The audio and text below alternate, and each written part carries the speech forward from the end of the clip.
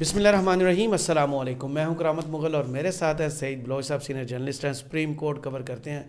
سعید بلوچ صاحب، وہ آخری چال، وہ ماسٹر سٹروک جو عمران خان سے توقع کی جا رہی تھی کہ اپنی مخصوص نشستیں بچانے کے لیے وہ کھیلیں گے، وہ آج کھیل دیا گیا ہے۔ ایک طرف بندر بانٹ جاری ہے، 5واں سیشن ان کا چل رہا ہے کہ فلاں عہدہ تم لے لو، فلاں عہدہ لے لو۔ وہ حکومت بنا کے بیٹھے ہوئے ہیں، مسلم لیگ نون اور پیپلز پارٹی۔ دوسری طرف سے آج عمران خان نے اعلان کیا کہ سنی اتحاد کونسل میں جا کے حلف نامے جمع کرا دیں تاکہ جتنی مخصوص نشستیں ہیں وہ جو ہیں حاصل کی جا سکے۔ کیسا لگا عمران خان کا یہ ماسٹر سٹروک؟ توقع تو سارے یہ کر رہے تھے کہ سب دھیان جو ہے وہ مجلس وحدت المسلمین کی طرف ہے اور شاٹ آ کے ادھر کھیلی گئی۔ بہت شکریہ کرامت مغل صاحب۔ دیکھیں، عمران خان صاحب کے سیاسی جماعت کے ساتھ جو کچھ پاکستان کی عدالتوں نے کیا، میرے خیال میں یہ سیاہ دھبا اب رہتی دنیا تک پاکستان کی عدالتوں پر یہ لگا رہے گا۔ یہ اس کلنک کو جتنا دھونے کی کوشش کی جائے گی، یہ اتنا مزید گہرا ہوگا۔ اور المیہ یہ ہے کہ ہماری عدالتیں، ہماری تاریخ یہ بتاتی ہے کہ ہماری عدالتیں اسٹیبلشمنٹ کے ہاتھوں میں جس طرح کھیلتی رہی ہیں، اسٹیبلشمنٹ کے کردار کو جس طرح یہ بڑھاوا دیتی رہی ہیں، اس کو مضبوط کرتی رہی ہیں، اور سیاسی جماعتوں کا جس طریقے سے حق مارا گیا، عوام کے جو حق تھا، ووٹ کا حق، اس کو جس طریقے سے کچلا گیا، اس میں ہماری عدلیہ ہر صورت کہیں نہ کہیں موجود رہی ہے۔ آپ اٹھا کے دیکھ لیں، پہلا مارشاء اللہ جب 1958 میں لگا تھا تو اس وقت بھی اس کی توثیق ہماری عدلیہ نے کی تھی، اور آپ دیکھ لیں کہ اتنا کچھ ہونے کے باوجود آج تک اس بات کو بھی آپ تقریباً کوئی 70 سال کے قریب ہو رہے ہیں، 70 سال کے بعد بھی ہماری روش وہی ہے۔ اور عمران خان صاحب کی سیاسی جماعت کے ساتھ ایک زیادتی ہوئی، اور زیادتی یہ تھی کہ بلے کا انتخابی نشان چھینا گیا، جس کی وجہ سے آج وہ مختلف سیاسی جماعتوں کے ساتھ اتحاد کرنے پر مجبور ہیں۔ اگر بلے کا انتخابی نشان نہ لیا جاتا، محض جرمانہ کر کے وارننگ دے کے چھوڑ دیا جاتا، یا سپریم کورٹ یہ کہتی کہ شہری جو پی ٹی آئی کے امیدوار ہیں یہ بلے کے انتخابی نشان پہ الیکشن لڑیں، لیکن الگ سپریم کورٹ اس کیس کی کارروائی جو ہے وہ عام انتخابات کے بعد اس کیس کو سنے گی۔ بہت ساری ایسی چیزیں تھیں جو ہو سکتی تھیں، لیکن سپریم کورٹ نے ایک طرح سے ٹریفک اشارہ توڑنے پر ایک بندے کو سزائے موت سنائی۔ وہ کیسے؟ وہ ایسے کہ پی ٹی آئی کا جو موقف ہے وہ یہ ہے کہ انٹرا پارٹی انتخابات کروانا، وہ جو آرٹیکل 209 ہے، 208 ہے، 215 ہے، اس کے مطابق صرف نوٹیفیکیشن دے کے الیکشن کمیشن کو وہ دینا ضروری ہوتا ہے۔ اگر پی ٹی آئی وہ اپنا الیکشن کروا کر وہ جو رپورٹ ہوتی ہے یا جو ایک ڈیکلیریشن ہوتا ہے وہ نہ دیتی الیکشن کمیشن میں، تو پھر الیکشن کمیشن کارروائی کا پابند تھا۔ لیکن الیکشن کمیشن کا یہ کہنا ہے کہ ہم انٹرا پارٹی انتخابات کا جائزہ بھی لے سکتے ہیں، ہمیں یہ بھی حق حاصل ہے۔ آپ نے پارٹی کا آئین جو ہے وہ وائلیٹ، ہاں، کہ آپ نے پورے ملک کا آئین ماننا ہی نہیں ہے۔ جنہوں نے پورے ملک کا آئین نہیں مانا وہ اس کے اوپر جو ہے وہ پردہ ڈال رہے ہیں۔ سپریم کورٹ خود کیوں نہیں اس میں بتاتی کہ 14 لوگوں نے، آپ نے کہا کہ 14 لوگوں کا حق مارا گیا تو اس لیے انتخابات درست نہیں ہوئے، اور آپ نے پوری سیاسی جماعت کا وہ حق بلہ چھین لیا، تو یہ یہاں پر کروڑوں لوگوں کا حق مارا گیا ہے۔ لوگ جو ہیں وہ تقریباً کوئی 200 کے قریب صوبائی اور قومی اسمبلی کے امیدوار وہ فارم 45 لے کے پھر رہے ہیں، تو اب کریں نا جرت۔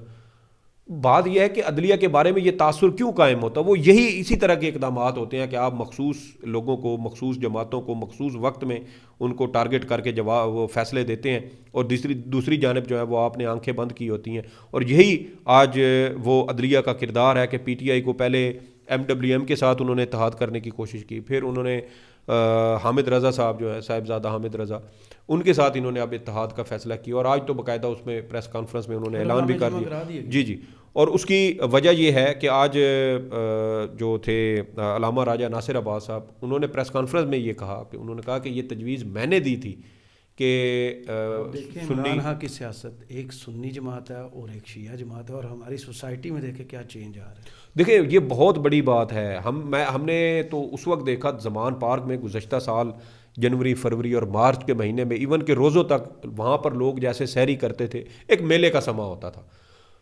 بلوچستان کے کاکڑ آئے ہوئے تھے، بلوچستان سے بگٹی آئے ہوئے تھے، فاٹا سے آپ کے وزیر اور محسود وہاں پہ آئے ہوئے تھے، جی بی کے لوگ تھے، آزاد کشمیر کے لوگ تھے، اسلام آباد کے تھے، پنجاب، سندھ، سارے وہاں پر آپ کو مل جاتے تھے۔ تو یہ وہ خوبصورتی تھی جو ایک سیاسی جماعت جو ایک تسبیح کے دانوں کی طرح ایسے سب کو لڑی میں وہ پرو رہی تھی اور وہ کامیاب بھی ہو چکی تھی. لیکن پھر وہیں اسی جگہ پہ آپریشن کیا گیا. پھر وہاں پہ ہم نے دیکھا کہ خواتین جو ہیں پڑوسی ہیں وہاں کے وہ لوگوں کو مدد کر رہے ہیں. وہ جو وزیر پختون ہے وہ اس کی آنکھوں میں بھی وہ سپرے کر رہی ہیں تاکہ اس کی آنکھوں کی جلن ختم ہو. وہ لوگوں کو پانی بھی پلا رہی ہیں.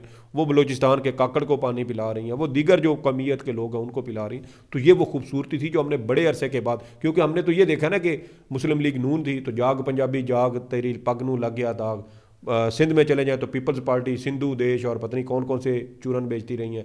بلوچستان میں چلے جائیں تو وہاں پہ سردار اپنی قوم پرست پارٹی ہیں. محمود اچکزئی صاحب ہیں تو وہ بھی قومیت کو لے کے چلتے ہیں. اے این پی کا بھی یہی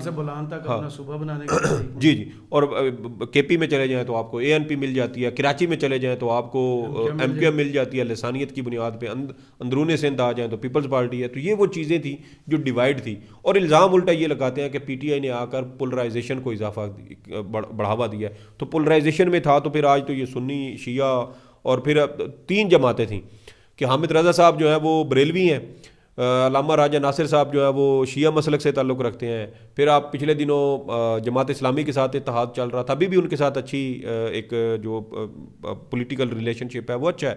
وہ اس پہ دیوبند مسلک سے تعلق رکھتے ہیں. تو یہ تو سارے ایک ہی جگہ پہ اکٹھے ہو رہے ہیں.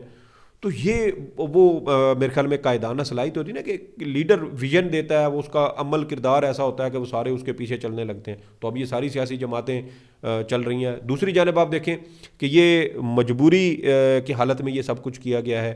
ہر ممکن کوشش کی گئی. جماعت اسلامی کے ساتھ اتحاد کرنے کی کوشش کی تو خیبر پختونخوا سے ان کی 3 جیتی ہوئی سیٹیں دوبارہ گنتی میں واپس لے لی گئیں. تو آپ دیکھیں کہ ہر ممکن کوشش کی گئی کہ کسی طریقے سے پی ٹی آئی کو یہ سیٹیں نہ ملیں. اور اگر اس وقت مشکل حالات ہیں پی ٹی آئی کے ساتھ, یہ سب کچھ ابھی بھی جو ہو رہا ہے مخصوص نشستوں کے نام پر, یہ جو کچھ بھی یہ سارا کچھ تو واپس مل جائیں گی نا. دیکھیں بالکل ملیں گی جب اتحاد ہو جائے گا. اب نہ کوئی فلاں شک کو فلاں شک کے ساتھ ملا کے پڑھیں تو فلاں شک کو فلاں کے ساتھ ملا کے پڑھیں تو یہ ہوتا ہے. وہ تو نہیں ہو سکتا. سر آپ فلاں شک کی بات کر رہے ہیں, میں کہتا ہوں کہ اگر یہ کیڑے نکالنے پہ آئیں تو آپ کے قاضی صاحب 1 گھنٹے کے اندر اندر آپ کے پورے آئین کو غیر اسلامی قرار دے سکتے ہیں. یہ ایسی آپ کو چیزیں نکال کے دیں گے. تو انہوں نے تاحیات نیلی والے کیس میں نہیں, اللہ بھی توبہ کے دروازے, وہ تو سب کو پتہ ہے توبہ کے دروازے بند نہیں کرتے. تو اللہ نے یہ بھی کہا ہے نا کہ کسی انسان کا حق نہ مارے. ادھر 14 کروڑ عوام کے حق مارے گئے تھے. بالکل ایسا ہے, بالکل ٹھیک کہا. اور دیکھیں نا کہ توبہ کا دروازہ جو ہے نا وہ انسان اور رب کے درمیان ہے. سپریم کورٹ وہاں سے کہاں سے جو ہے وہ چاچا ماما بن رہی تھی. دوسری جانب جو 5واں سیشن ہوا جہاں عہدے بانٹے جا رہے ہیں, وہ کس چکر میں بانٹے جا رہے ہیں؟ ان کو نہیں پتا کہ 80 نشستوں کا بھی کیس چلنا ہے, ابھی فارم 45 کلیئر ہونے ہیں, فارم 47 ہی سب کچھ نہیں. دیکھیں ایک جو مجھے ایک انڈرسٹینڈنگ ہے, ویسے تو آج عمر ایوب صاحب نے بھی ایک بار پھر یہ دعویٰ کیا ہے کہ پی ٹی آئی پنجاب مرکز میں اور خیبر پختونخوا میں اپنی حکومت بنائے گی. عمر ایوب صاحب کا یہ دعویٰ انہوں نے ایک بار پھر کیا اور وہ بڑے کانفیڈنٹ ہیں اس بات میں کہ ان کی حکومت بنے گی.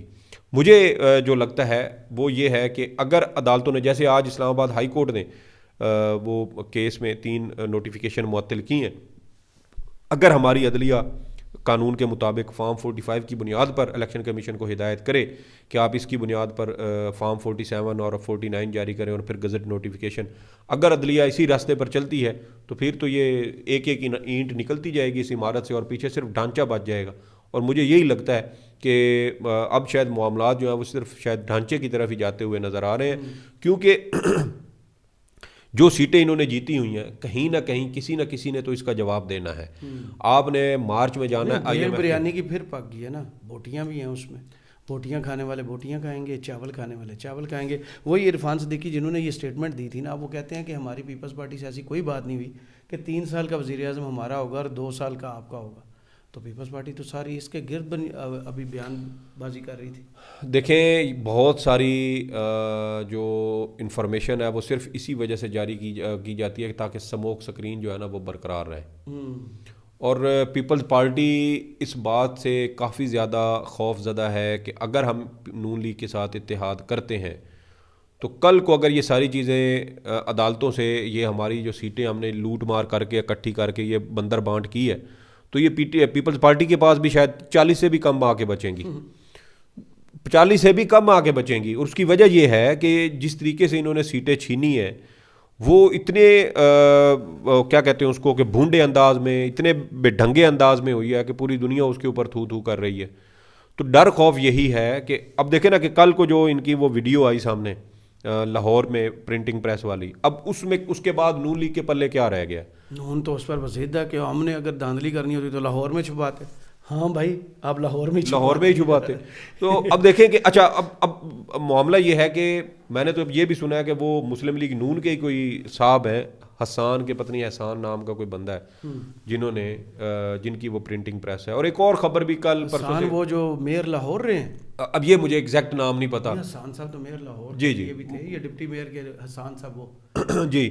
تو اب دیکھیں کہ ایک اور خبر یہ بھی چل رہی ہے کہ اڑتی اب مجھے نہیں پتا کہ یہ مصدقہ ہے یعنی جو مطلب میں نے سنی ہے وہ یہ ہے کہ یہ جو مخبری کرنے والے ہیں یہ بھی کوئی 2 مہینے وزیر اعلیٰ رہے ہیں. اس طرح کی بھی کوئی چیزیں کوئی اڑا رہا تھا کہ جنہوں نے یہ مخبری کی ہے. حمزہ شہباز ہو سکتا ہے 2 مہینے کے لیے اس میں کون سا بڑا اور باقی پیچھے. تو یہی بات ہے کہ آپ کو پتہ ہے کہ جب توشہ خانہ والا ریکارڈ لاہور ہائی کورٹ نے پبلک کرنے کا حکم دیا تھا تو اس سے ایک رات پہلے, کل فیصلہ آنا تھا اور اس سے ایک رات پہلے سلیمان شہباز اور ان کی اہلیہ نے ٹویٹر کے اوپر زی سلیمان جو لکھتی ہیں انہوں نے کیا ٹویٹس کیے تھے, بڑے معنی خیز قسم کے تھے, اور وہ اشارہ دے کے انہوں نے بتا دیا تھا کہ کل کو کیا ہونے والا ہے توشہ خانہ کے حوالے سے. تو یہ چیزیں ہیں اندر خانے میرے خیال میں جو کچھ پکڑ دھکڑ یا کچھ وہ بحث تکرار لین دین اور جھگڑا پارٹی کی لوٹ مار پہ تقسیم کا عمل جاری ہے. ہاں تو یہ اب دیکھیں کہ پیپلز پارٹی نون لیگ کو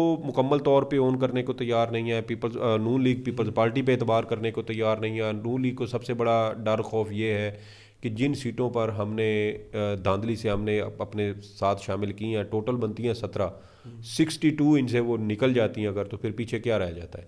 تو اس وجہ سے بہت سارے ایسے ایشوز ہیں جس کی وجہ سے مسلم لیگ نون ڈر خوف میں مبتلا ہے. ابھی کل جو وہ پکڑے گئے بیلٹ پیپر وہ بھی NA-15 کے NA-15 مانسیرا کے ہیں, اور وہاں سے آپ دیکھیں کہ میاں صاحب نے پہلے درخواست دی وہ خارج ہوئی, پھر وہ درخواست دوبارہ جو ہے وہ انہوں نے دی وہ منظور ہوئی, RO چینج ہوا اور اب یہ چیز پکڑی گئی. تو پھر کچھ نہ کچھ تو کھچڑی پک رہی تھی نا پیچھے جو شاید منظر عام وہ پنجابی میں کہتے ہیں کہ اندر دیاں پکیاں باہر ہی آندیاں نے, جو ہی اندر پلاننگ کر رہے ہیں وہ ایک دن باہر آ کے رہتی ہے. ابھی کچھ بولنا تو نہیں آپ نے پھر وہ. بہت شکریہ سعید بلوچ صاحب آپ کے تجزیے کا. کمنٹس باکس میں ضرور بتائیے کہ یہ ویڈیو آپ کو کیسی لگی. اجازت دیجیے, اللہ حافظ.